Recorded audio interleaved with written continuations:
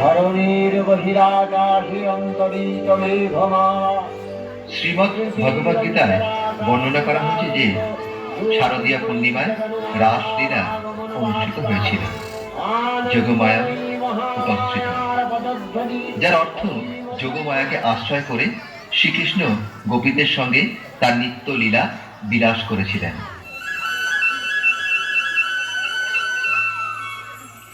শ্রীকৃষ্ণ যখন বাঁশি বাজিয়ে গোপীদের আহ্বান করেছিলেন, তখন গোপীরাও আকুল হয়ে রাসস্থলীতে ছুটে এসেছিলেন শ্রীকৃষ্ণের অপ্রাকৃত বাসনার তৃপ্তি সাধন করার জন্য।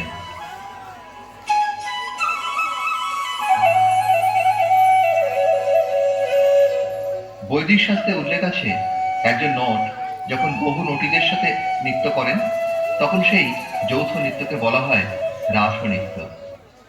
শরৎকালে পূর্ণিমা রাত্রে শ্রীকৃষ্ণ নানা রকম সুন্দর পুষ্পে সজ্জিত হয়ে রাধা ও বৃন্দাবনের গোপীদের সঙ্গে তার নিত্যলীলা বিলাস করছিলেন।